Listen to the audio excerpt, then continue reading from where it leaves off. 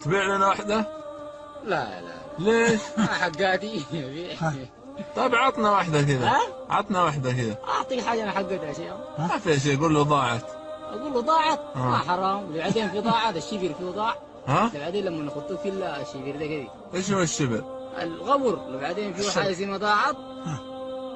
ما في حاجه اسمها ضاعت. يعني حساب هناك. والله حسابها سير. طيب ايش رايك بالله فقره من ترسل فيها؟ تحس ترتاح نفسيا؟ ايوه انت وش بيها يعني مرتاح نفسيا الحمد لله. الحمد لله. وياكل من حلال مرتاح نفسيا. لا اله طيب بس عطنا واحدة بس يا شيخ. شيخنا الله يريد. الله يرحمه. زي السمر الوطن. حطها في صندوق. زي السمر الوطن. كيف زي السمرطة؟ السمر والوطن قراب بعض؟ لا بس انا كان بديك نعجة.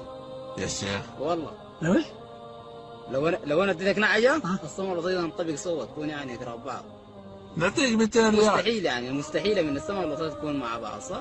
نعطيك 200 ريال. والله كنت تعطيني 200,000. يا شيخ. والله رب الكعبة. 200,000 ما اعطيك ليه؟ ليش؟ ما حد شايفك هنا يا شيخ.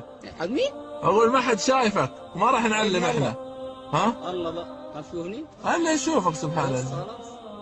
بعدين بتحاسبني انت ولا حاسبني ربي؟ مر ابن عمر على رويع غنم في صحراء، فقال له امتحانا: بعنا من هذه الشياه.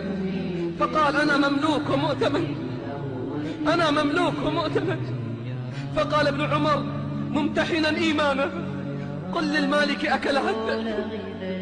فقال رويع الغنم الذي امتلأ قلبه خشية من الله: وماذا أقول لله؟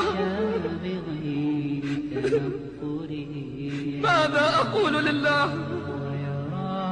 إن قلت للمالك أكلها الذئب فماذا أقول لله؟ ماذا أقول إذا نطقت الجوارح والأركان؟ فبكى ابن عمر وأرسل إليه من يعتقه وقال له: كلمة اعتقتك في الدنيا، كلمة اعتقتك في الدنيا، أسأل الله أن تعتقك يوم أن تلقاه.